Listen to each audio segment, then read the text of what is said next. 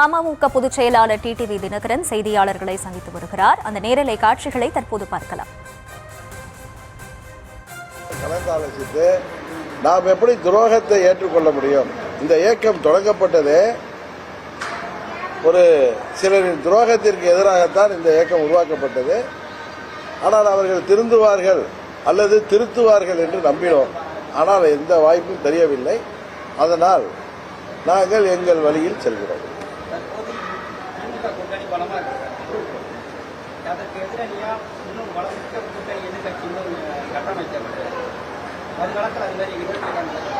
பொறுத்திருங்கள், தெரியல. டிசம்பர் வரை பொறுத்திருங்கள்.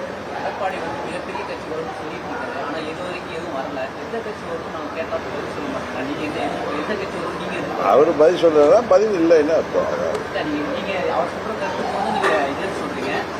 திரும்ப திரும்ப சொல்ற, திருப்பி திருப்பி சொல்றத திரும்ப திரும்ப சொல்ற. நாங்கள் அம்மாவின் தொண்டர்கள் ஓர் அணியில் இணைய வேண்டும், அதுதான் நல்லது, தமிழ்நாட்டிற்கு நல்லது என்கிற ஒரே நோக்கத்தோடு 21 தேர்தலிலும் நாங்கள் அதற்காக முயற்சி செய்த பாரதிய ஜனதா கட்சிக்கு உறுதுணையாக இருந்தோம். ஆனால் அந்த முயற்சி பலிக்கவில்லை. இப்பொழுது மாண்புமிகு அமித்ஷா அவர்களின் முயற்சி நல்ல விதமாக ஒரு நிலையை அடையும் என்று காத்திருந்தோம். ஆனால் அம்மாவின் தொண்டர்கள் ஓரணியில் இணைவதற்கு வாய்ப்பே இல்லை. காரணம், முதலமைச்சராக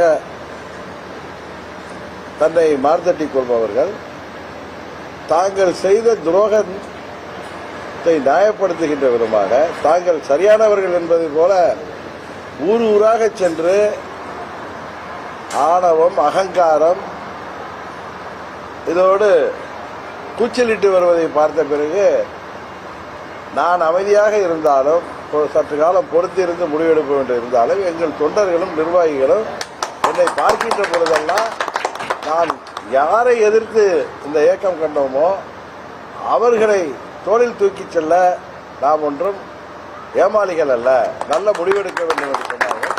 நானும் 3-4 மாதங்கள் டெல்லியைச் சேர்ந்தவர்கள் நல்ல ஒரு முடிவெடுப்பார்கள் என்று காத்திருந்தோம்.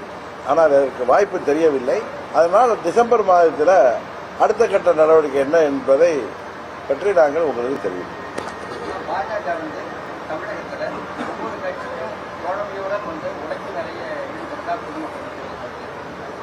அதை பற்றி எனக்கு தெரியாது. தேசிய ஜனநாயக கூட்டணியில் வெளியில் வருகிறோம் தான் சொல்லிட்டு, அதான் சொல்றேன். ஏற்பாடு என்னங்கிறத டிசம்பர்ல அறிவிப்பேன்னு சொல்றேன். இதுக்கு மேல நான் தமிழ்ல தானே சொல்றேன். ஓகே,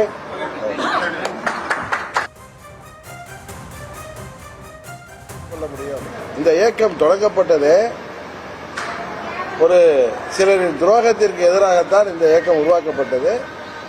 ஆனால் அவர்கள் திருந்துவார்கள் அல்லது திருத்துவார்கள் என்று நம்பினோம்.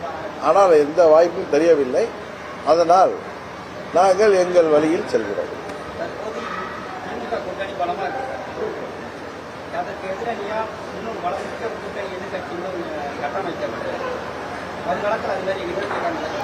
பொறுத்திருங்கள், தெரியல. டிசம்பர் வரை பொறுத்திருங்கள்.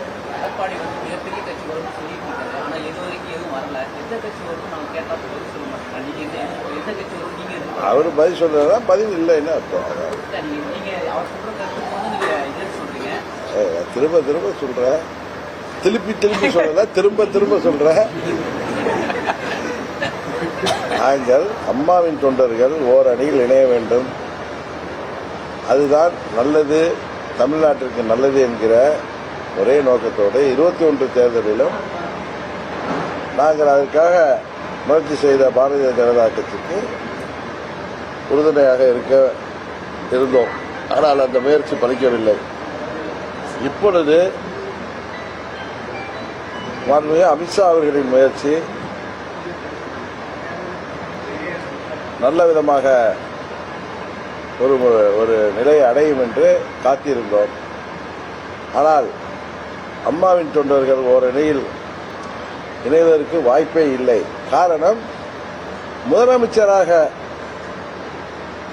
தன்னை மார்த்தட்டிக் கொள்பவர்கள் தாங்கள் செய்த துரோகத்தை நியாயப்படுத்துகின்ற விதமாக தாங்கள் சரியானவர்கள் என்பதை போல ஊர் ஊராக சென்று ஆணவம், அகங்காரம் இதோடு கூச்சலிட்டு வருவதை பார்த்த பிறகு நான் அமைதியாக இருந்தாலும் சற்று காலம் பொறுத்திருந்து முடிவெடுக்க வேண்டியிருந்தாலும் எங்கள் தொண்டர்களும் நிர்வாகிகளும் என்னை பார்க்கின்ற பொழுதெல்லாம் நான் யாரை எதிர்த்து இந்த இயக்கம் கண்டோமோ அவர்களை தோளில் தூக்கிச் செல்ல நாம் ஒன்றும் ஏமாளிகள் அல்ல, நல்ல முடிவெடுக்க வேண்டும் என்று சொன்னார்கள்.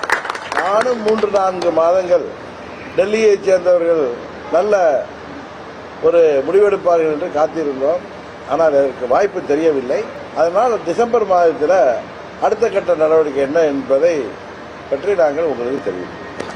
பாஜக தமிழகத்தில் ஒவ்வொரு கட்சியும் தோழமையுடன் உடைப்பு நிறைய ஈடுபட்டா அதை பற்றி எனக்கு தெரியாது.